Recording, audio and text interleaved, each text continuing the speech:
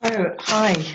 Welcome to Connecting Conversations with me, Nikki, at Energy and Emotion. Today I'm going to be chatting with Linda Rowntree, which is going to be amazing because I've never spoken to her before. And she's connected with me through my Energy and Emotion page. And she's, oh my goodness, she's so much. I just can't wait to discover her treasure box. She's a life coach, she's a psychic medium, and she's just so much more. So I'm going to let her in and then we can get chatting to her.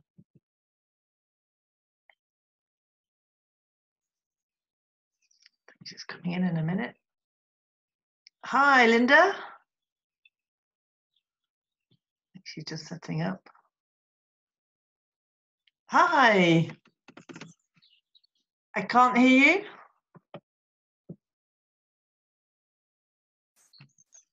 There's no sound. That's it. Got it. Yes. I don't know why these things don't open with video and sound automatically on, but you know. No, just the way it happens. We have to build it like step by step. So I'm so pleased to meet you, and thank you so much for commenting on my site, because we don't know each other at all. No. That's good though. So how did you come across Energy and Emotion site, the page?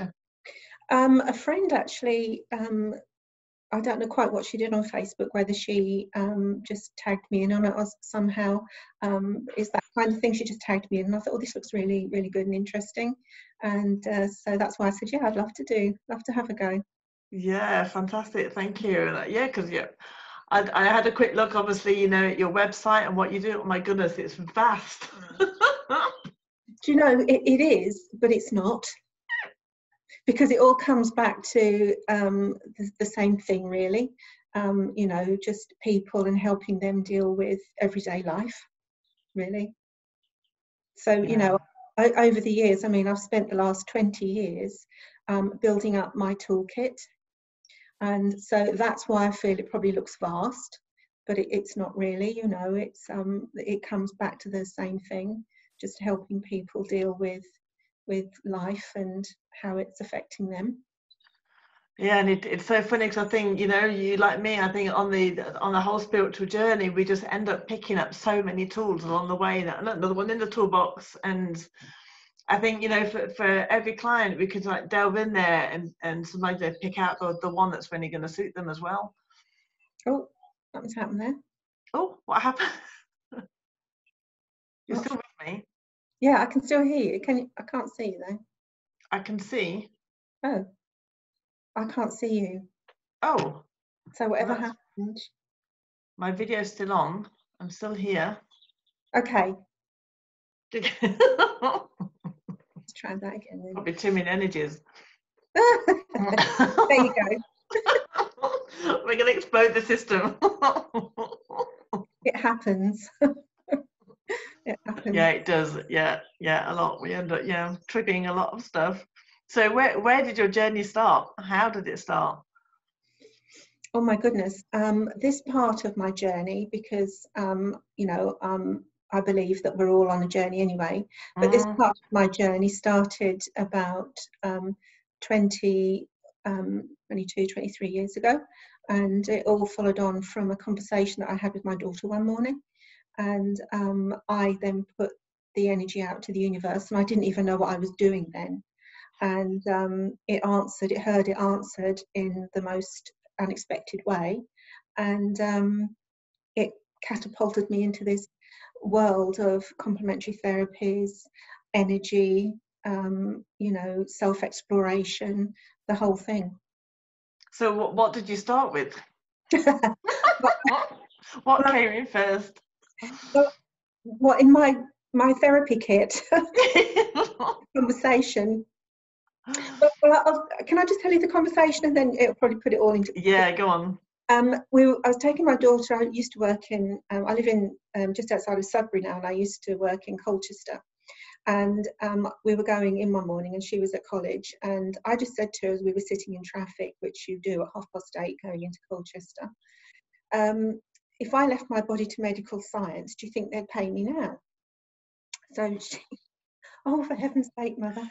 And I said, well, you know, we've not long moved. You need some new bedroom furniture. We haven't had a holiday for a while. And so I just thought, you know, if we had a little bit of extra cash, then, you know, and that seemed the only way at the time that I was going to be able to get it. What a way to go. So I just put the thought out, again, not realising what I was doing. And I just said, you know, if you could help me along the way somehow, I'd be really appreciative. And 2 days later, I had a car accident, which did a lot of spinal damage, lower spinal damage, which, you know, is about support and everything else. And I had a fair bit of compensation. But out of that, we then went to a mind, body, spirit fair, which I'm going back when they were kind of not like they are now. They were more to do with complementary therapies and all that kind of thing then. And I was just walking around. Well, I could barely walk, actually. It was touch and go whether I actually went. And this man kind of jumped out of nowhere and he said, you look in a lot of pain. He said, I believe I can help you. Would you let me try?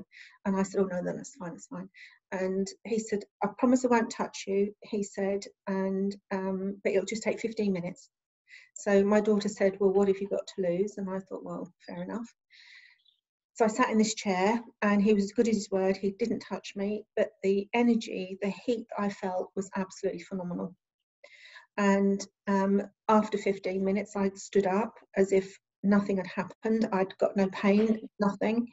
I walked around proclaiming miracles because, you know, it was incredible. He then suggested that I found somebody more local to me because I'd responded really well to the treatment. And so I sat and thought, yeah, no, I think I probably will. I'd like to explore this a bit more because I wasn't sure what happened. And I like to understand what happens, because otherwise for me there's a missing link. If you start out at A and end in B, what's the process that's gone on in between? So I like to understand how that's worked. So we sat watching, eating frozen yogurt, whatever it was, and on the corner of this stand was a man who was doing Reiki. Now I'm going back 22, 3 years ago, and that was kind of, I didn't know what that was. No, yeah. But when he was doing the treatment, his body flowed. It was all kind of, I called it just like, it was like poetry in motion. It's like waves just going backwards and forwards, and it was just absolutely amazing. As soon as he'd finished the treatment, he was that self-conscious. He was all this kind of thing, and there were kind of like two people working within the same body. It was absolutely fascinating to watch. 2 or 3 days later, I was in town with a friend, and I hadn't been in town for a while because I wasn't able to walk that far. And there was a door that was open. Now these doors apparently were always open, and but I'd not seen them before, and I'd been down this street hundreds of times. So anyway, I then went into this room, and there was all these leaflets and pamphlets and booklets on self-help and reflexology, Reiki, Indian head massage, counselling, all that kind of thing. And I picked up this one leaflet that said, recharge, actually, which was caught my attention, recharge your batteries, self-healing, and that kind of thing. And I thought, well, if I can't actually find somebody else to do it just yet, then maybe I can do it for myself. So I took this leaflet back to work, and I rang up straight away, booked on this weekend workshop for Reiki 1. And that was about a month ahead. So I turned up on this Saturday morning in Colchester to do Reiki 1. Didn't really even know kind of what it was. Same, exactly the same. And who should open the door but the man I had seen in the Reiki at the show. Oh my goodness. And that kind of magic has followed me ever since. I can't tell you. Can't tell you. It's been absolutely magic. Wow. And it's, you know, I think, you know, for me, I know I found Reiki as well. I mean, the fact I didn't know what it was, I had no idea.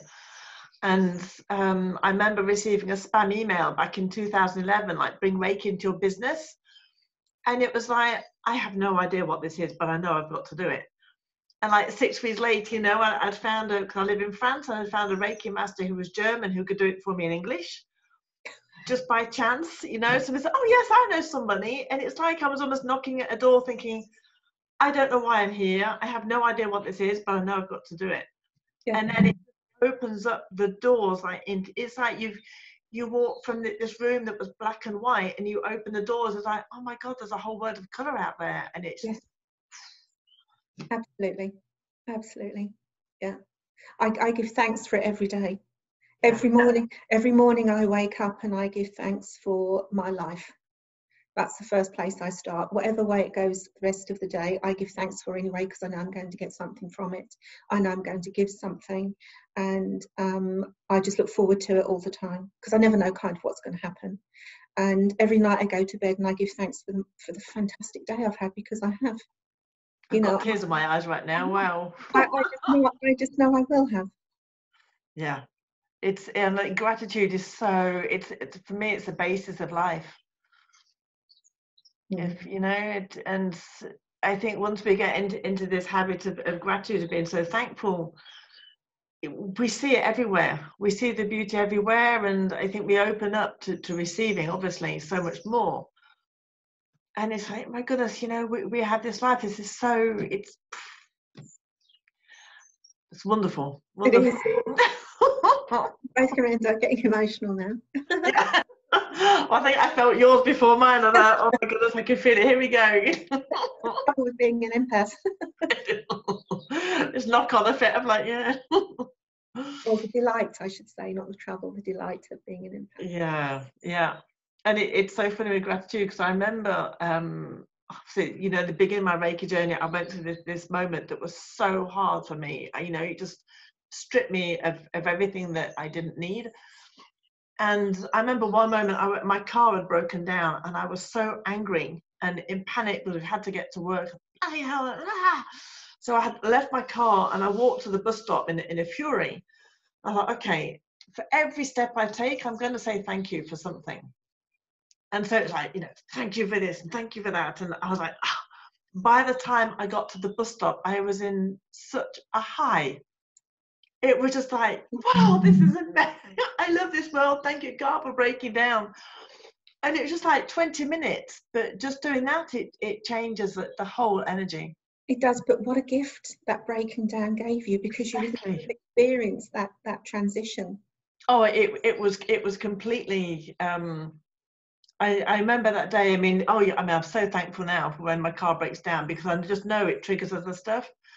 And what was really odd, this was not a moment, because that car broke down. I got to the tram stop and I was waiting for my tram, and I saw this woman walking by me, and she was quite distinctly dressed, like in a red tartan skirt with a baguette under her arm, typical French.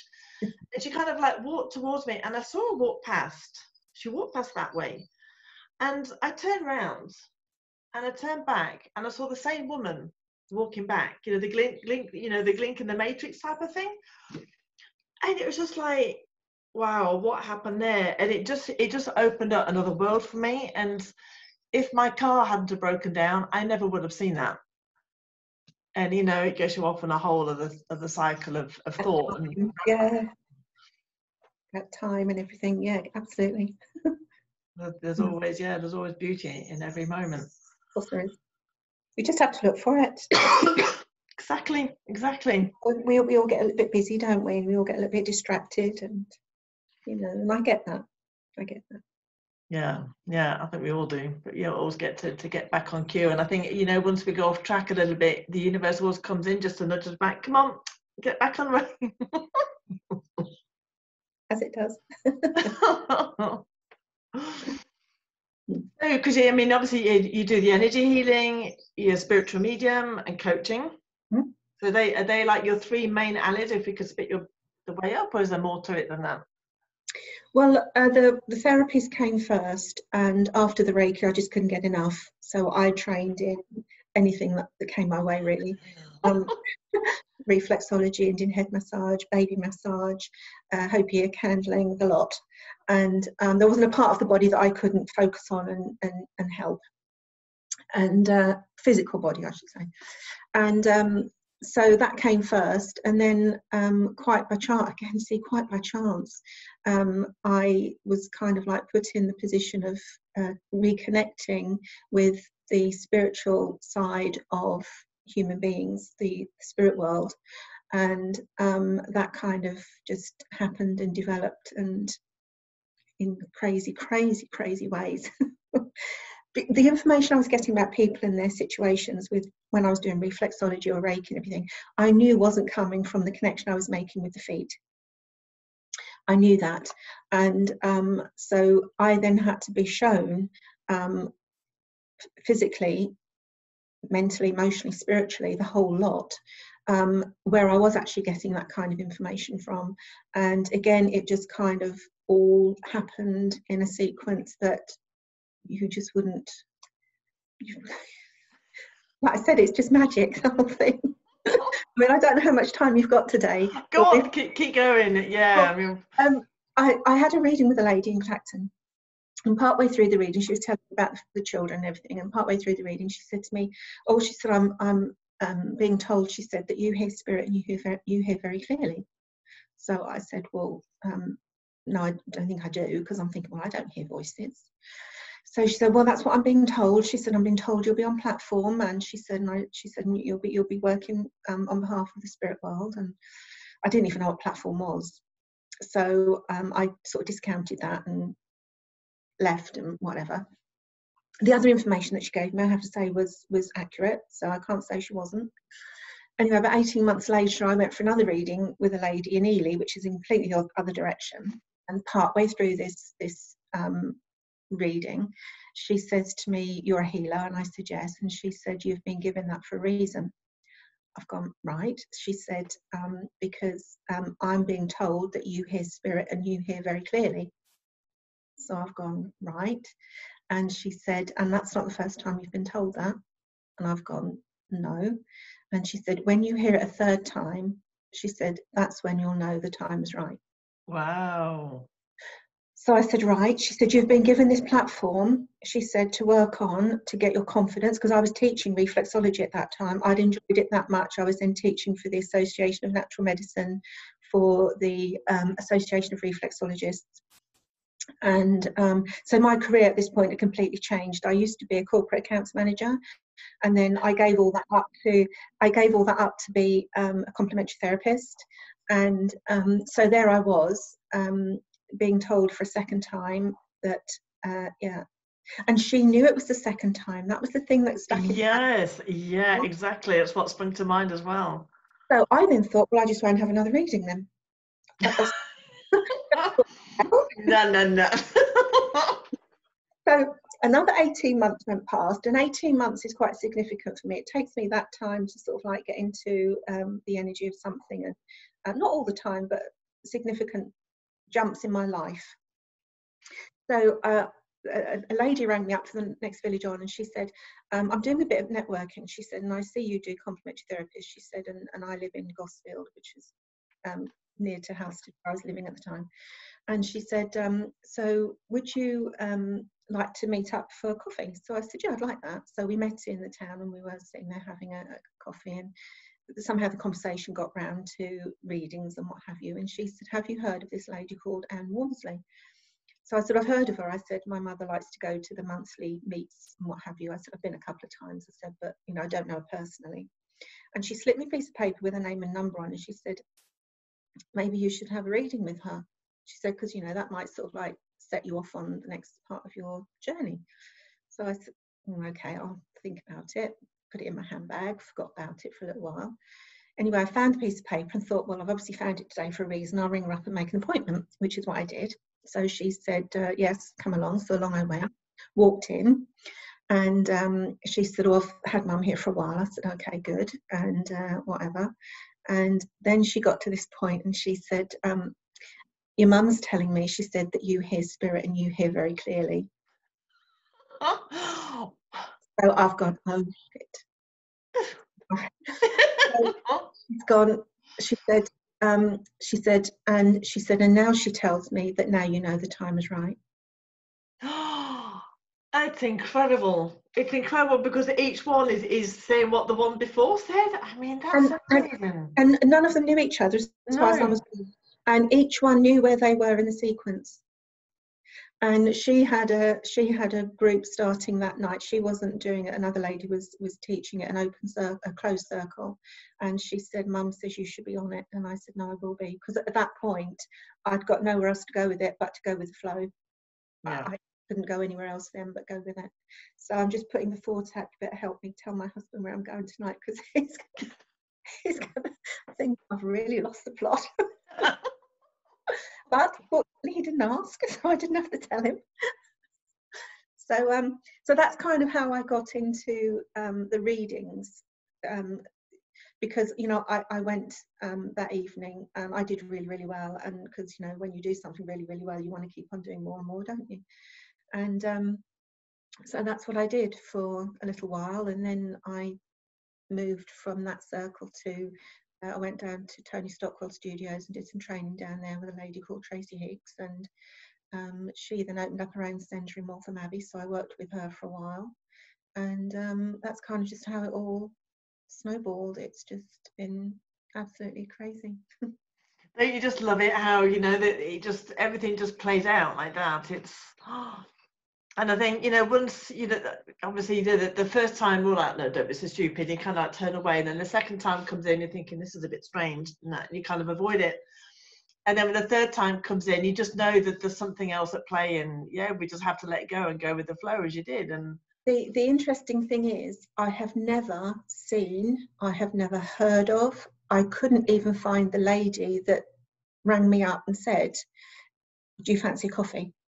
She's the one that gave me Anne Walmsley's name and number. I have never seen her since. I even went to Gosfield to see if I could hone in on her and see if I could find out where she lived. Like some kind of stalker.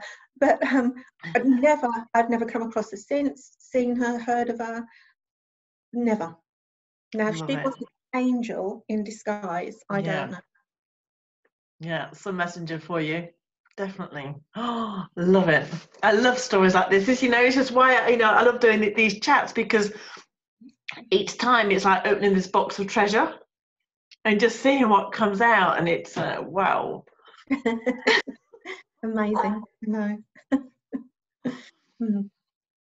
So your journey, can I just ask you a question? Because yes, yeah. Your journey, how did that happen? How's your journey? Well, as I said with the Reiki, I started that in 2011, and when I did my Reiki 1, I remember, the woman said to me, my Reiki master said to me, are you ready for this? Because when you start your Reiki journey, your life is going to change. Are you ready for it to change? And I thought, yeah, what the heck? I'll go for that. Yeah, give it to me. And I remember thinking, I just do it, let Reiki 1. Don't need to go further. It's enough for me. Just do it for me and my cats, my kids, and whatever, my children. And then, I did the Reiki on myself, and then kind of put it aside. The usual thing, I can't do this. I'm not confident enough. And about a year later, I hadn't done any Reiki since then. And then a year later, this man came knocking at my door and said, I've just found a cat that's been knocked over on the road by a car. Can you come and see if it's yours? So I went to see him, and this cat was laying on the floor, and I said, no, it's not mine. And he said, well, I'm going to have to take it to the vet. I'll go get a box. And this cat was like, obviously his paws and its head were moving, and it was jiggling around and really not in a good way at all. And I thought, okay, let's have a go. I can't lose anything. So I started to put my hands near the cat and sent him Reiki, and the cat just calmed down immediately. It was just like, oh my God, did I just do that? He just went into complete peace. I could actually stroke his paws. And okay, thank you. And obviously he got sent away to the vets, and 6 weeks later I recontacted my Reiki master and said, okay, I need to do Reiki 2 now. As you do. And Reiki 2, I'll leave it there. I don't need Reiki 3 now. I'll do it as a for people who need it when it's called on me. I'll be there.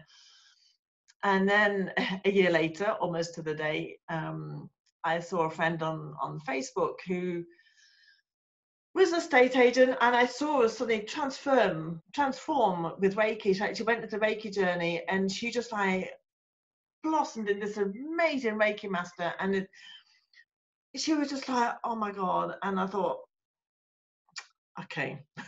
She said to me, Nikki, I'm doing my first Reiki 3 master course, master teacher. Do you want to do it? And so that was it. I did my Reiki master in 2013.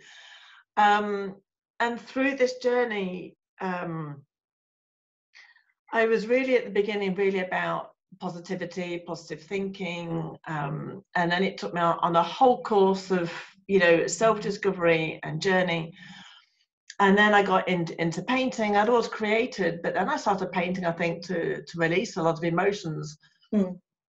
And I began to see things happening with that. But then on the side with emotion code, I was invited to a conference, a small little talk about this man talking to the pain in the body and organs in the body and releasing stuff from it. And I was like, wow, this really speaks to me. And like the training was like something astronomical, like £10,000. I thought, no, can't do that. Put it aside, never mind. And a while later, a few months later, I was listening to Empower Radio, amazing radio station, all about spirituality and coaching. And Bradley Nielsen came on talking about the emotion code. And it was just like, oh, this is the same thing. This is what I have to do. And just lo and behold, he had a, you know, an offer on, and I could do it online, and it all just fitted in, ticked all the boxes. And about 2 months later, I started my journey, and I was qualified in 2016. And that then really opened a whole door to emotional release. And I really saw the power of, you know, when emotions get blocked within us, how they can literally block us in our life. And then with the painting, my intuitive painting, that just really came in, and I really began to see that when I was painting, that something else was happening. There's a lot of emotion coming, a lot of tears, and I could really begin to see there was, you know, release going on as well. And I could really see this correlation of how emotions were just part of my whole work. And it just keeps on growing, and it's just like, oh my goodness, you know, the same thing. It's a miracle every day. Absolutely. Absolutely. So for me in emotions, you know, I said that, you know, there's two questions I like to ask people. And what is emotion for you, and how does that fit in your business? Well, emotion for me, it's classic description, I suppose, is energy in motion. Yeah. I feel that any kind of emotion is the energy needing to be seen or be heard in some kind of a way. Now, a lot of people, we focus on the negative. When we think about emotion, we think about the negative aspect and releasing that, which I know we have to do. But talk to it. Ask it a question. You know, how are you serving? What's your purpose for being here? Because there will be a reason for it. And 9 times out of 10, it's because it's keeping us safe, and it's keeping us stuck or comfortable for us, although it feels not so good in the moment. Emotion can only be experienced in the moment, but generally it's backed up with a memory from the past. So by looking at that, it can help you in the now. Yes. And by doing that, then we can release it and send it on its way, replacing it then with a natural state of peace and happiness and gratitude. I think you've just described my work. That is exactly what happens. You know, with emotion code, I mean, I don't like to say negative either, because I think it's just a heavier emotion rather than a negative. A lower. Yeah. So releasing heavy emotions. And then we go back to the time when that emotion was trapped. So, you know, if anger comes up, and okay, that was blocked this time, we talk about it. And so often that the person was like, oh, okay, I get it now. That's why I'm like I am today, because of this thing. And then we release it. And yeah, it just opens up so much. You just described my whole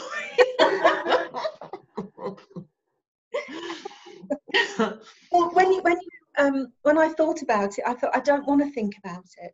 I don't want to think about what it is, because I just want to remind myself or go with what I'm feeling in the moment. So I kind of put it to one side when I realised that's what you were going to be asking me. I put it to one side because I thought, no, I want to sort of give it to you as I believe it and I understand it, which is my truth. Exactly. So, and I think it's me just planting the grain. This is what one point, because I think it's so interesting because everybody has a different point of view on the same subject. And I mean, for you, when clients come to you, what type of situation are they often in emotionally, or? All sorts, really. A lot of them are relationship issues. A lot of them are work issues. And that's where it starts. That's what's presenting itself in the moment. But where it actually, I say that's where it starts, that's where it's ending up. Where it started can be a whole different scenario, ball game. They might not even associate the two with what's going on in the moment. Right. So my job, I see, is to empower people, but to get them to deal with whatever's going on in the now, even though it may well have had its roots in the past. And that doesn't matter to me whether that's through one-to-one readings, because there can be a lot of healing that comes out of a one-to-one reading, whether it's a healing session or whether it's life coaching.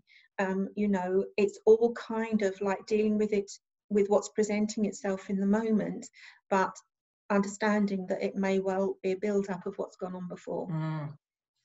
So that's where I come from it. So I look at people. I'm really fortunate because I'm able to connect with people, and I can just have the ability to ask the right question, which is really handy, really. Yeah. So it doesn't necessarily matter to me whether it's a physical issue, spiritual, emotional, or whether it's mindset. It's the emotion that goes with it that's important. Know, that's where I come from with it. Totally. Yeah, I think it's asking. I kind of feel the same, that often I would just ask the question that I don't even know where it comes from. Sometimes I think, well, I need to ask them about this, and then it just opens up this whole thing. Yeah, it does. Yeah. But that's what energy's like. It needs to move. It needs to have that key turned. It needs to open the box. Love that. Love that expression. You have the magic key. They have the key. I just kind of help them to find it. It really isn't about me. It's about me empowering them to find out what their truth is. I know what my truth is, and it's empowering them to find their truth and to be able to speak it.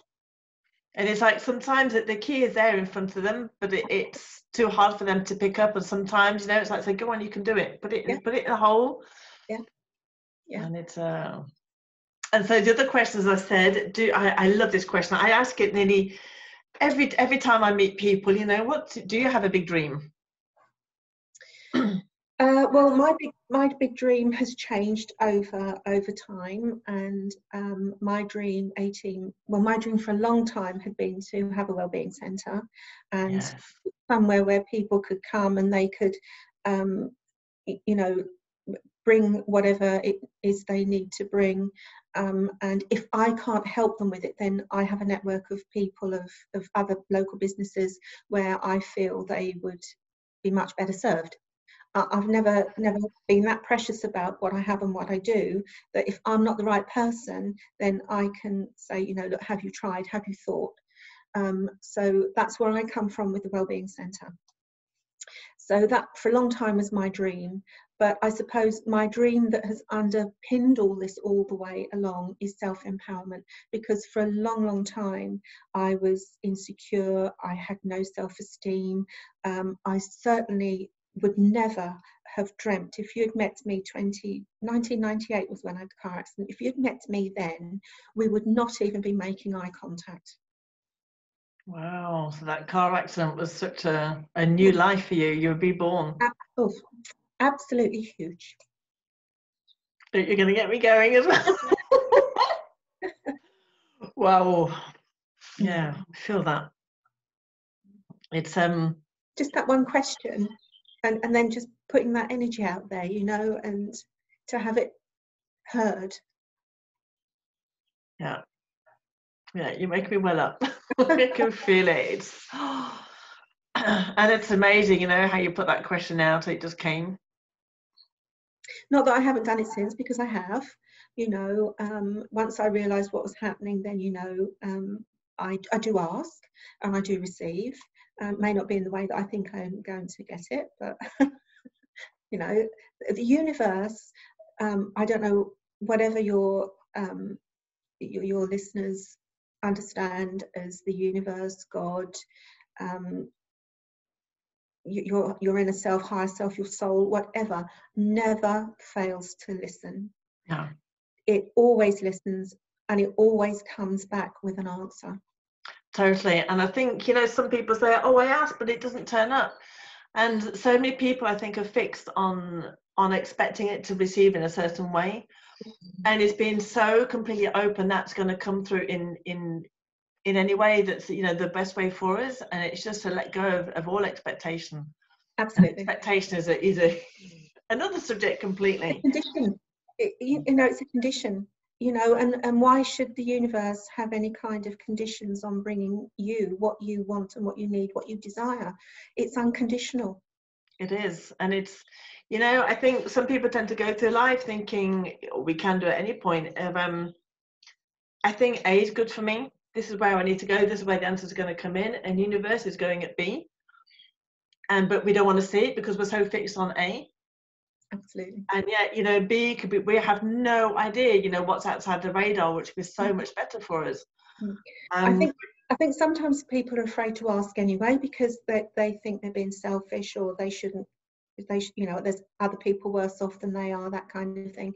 But if you raise your energy and raise your own vibration to a certain level, that then filters out to other people. So ask, you know, if there's something that you desire, if there's something that would make your life a little bit better for you, ask. Yeah, they're just, I mean, you know, the powers to be are just sitting there waiting. They're not going to just jump in, you know, ask me, then I will ask, and you will receive. And it's so funny because during this moment of my life when it was, you know, the dark night of the soul that went on for 5 years, and there was one moment I just could not take it anymore. And it's just like, I remember sitting in my car, stopping my car, closing my eyes and saying, for God's sake, just help me. I can't take this anymore. And this image came into my head, and this voice saying, Nikki, let go of the handlebars. And I had this image of the handlebars, and they said, just let go. You know, you're trying to go left and we want you to go right, and you're going to end up falling off. So let go and just pedal. And for that moment, it's just like, okay, you know, just go with the flow. And then you just know that you're totally being guided, and all you have to do is put in the energy. Absolutely. Absolutely. Yeah. Let go of the handlebar. Free will. Oh, so before we close off, how can we contact you, you know, with your website and your centre? I have a website. Most of it's under my name. The centre is actually under the name of Rainbow House. So you can find me in two ways: on Facebook under Rainbow House Wellbeing Centre or Linda Rowntree. My website is lindarowntree.com. You can email me, linda@lindarowntree.com. You can telephone if you wish to.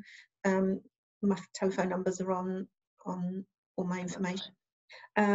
Yeah, private message me, do whatever you like, you know, just put the thought out. Yes, and I should put all your links down as well below the video as well, for sure, and share it with you. And just a Rainbow House, I think that's such a gorgeous name. Well, I've always loved colour, and you can probably see from my wallpaper, and it's so full of energy. you know. My And painting's colour. one of the courses that I did was a 2-year diploma in intuitive colour therapy, which taught me so much about myself and gave me so many things, not only personally but things that I share with other people, and actually drew me out of that feeling of unworthiness, of having no self-esteem, no confidence, into a whole new world. It just opened everything up for me. And rainbow, you know, traditionally it comes with the rain, but there has to be the sunshine there. So it's that balance. You know, if you want to go biblically, it's a promise that things are going to be different. So it just means so much to me, the rainbow. Yeah, it speaks volumes, you know, the treasure at the end of the rainbow, and so much. Oh my God, colour, you know, that's another thing I'm absolutely obsessed with. Wow. I know, don't get me started on colour. Go on. So what's your favourite colour then? My favourite colour is purple and gold, and they're my favourite colours. I do like magenta, and white's a funny colour for me. I know it holds all the colours of the rainbow together, white light, but I think there's too much going on with it. So you very, very seldom get me wearing white. But just colour, I just love it. Every day I've got black top on, I've got my pink cardi here. Oh my goodness, colour. I did I can't think what you call it now, like the Colour Me Beautiful, like the colours you wear. I trained in that a long time ago, and I started my colour journey as well. And I remember what opened up so many doors. I remember putting 2 colours on a client, a rose and like a peachy salmon-y colour. And I remember saying to her, every time I put the salmon on you, it feels too warm. And she said, it's very strange that you say that. She says, because every time you put that colour on me, I feel this heat inside that's very uncomfortable within. And I, you know, sort of thinking, okay, here goes to the rabbit hole. And I went down, and, you know, it makes you realise that colour is not just colour, it's the whole vibration and how it really affects us within. It is, and everybody deals with it in a different way. You know, because what you know, I may like, it might trigger off something in you that they do. I remember going to a shop in Colchester, and I was having a suit made because somebody suggested that I have a suit made, and I can't remember how the conversation came out anyway. She said, you shouldn't be wearing yellow. You shouldn't be wearing yellow. So I've gone, all right. So I said, well, actually, I said, it's probably not a colour, my favourite colour. I said, and it's not something that I particularly would choose to wear. I said, but I could wear yellow, certain kind of, no, she said, you can't wear yellow because of your skin tone. It's very, it's got that kind of greeny, browny colour to it. It's very Mediterranean. She said, your hair colour as well. She said, you know, it's got the reddish, no, you shouldn't be wearing it, So the next time I went to see her, I actually got this blouse in yellow. You rebel. And I walked in, and she's gone, point taken. And I said, but it's not about the colour, it's about the shade of it, the tone of it. Yes, because exactly. There's more to it than just yellow. Yes. Although for a long time I wouldn't be able to say the word yellow. I would use primrose, egg yolk, I would use sun yellow or sunshine or whatever. Anything I could do not to say the word yellow. But in this particular moment, and the yellow, it did look good. It was a primrosy colour, and it was fine. But anything more than that, yes, no, I got it. It was too much. But and it is so true, you know, every colour, there's such a spectrum. It's like red. There's a blue reds, and there's the pink reds, and there's the orange reds.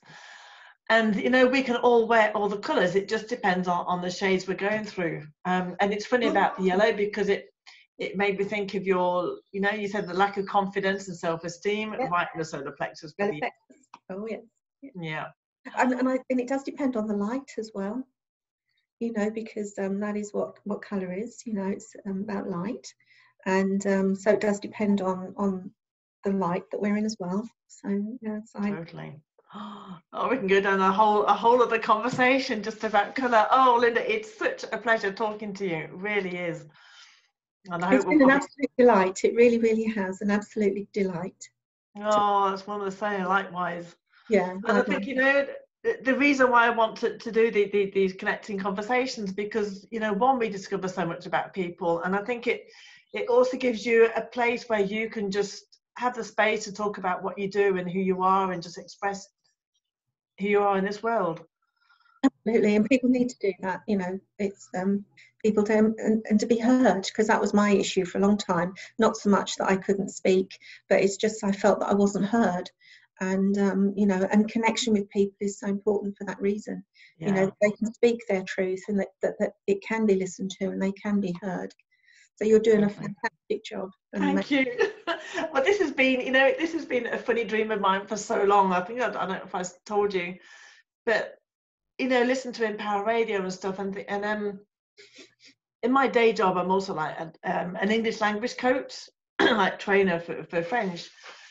And I just love finding out about people. I'm always asking these questions to open people up, and I thought, God, I would so love to do this for so many people. And then I thought, well, radio show, it's too complicated to get on YouTube and start interviewing people, and it's a pleasure. Wow, it's marvellous, marvellous. Yeah, and a new connection started between the two of us. I can see it. Yeah. Absolutely. Whereabouts in France are you? I'm actually in Nantes, which is just south of Brittany. But I am moving to the UK. Yes. So I'd be looking you up. I should come down to Rainbow House and see you. Absolutely, you do that. Absolutely love it. You do that. Thank you so much, Tracy. Tracy, where's the word Tracy come from? I do have a friend called Tracy. And she's the lady I mentioned earlier on. I was actually thinking about her this morning when I woke up. Oh my goodness. Wow, I love that when that happens. Oh, wow. Indeed. So thank you so much, Linda, and have a lovely, lovely day. Thank you. Take care now. Okay, goodbye. Bye.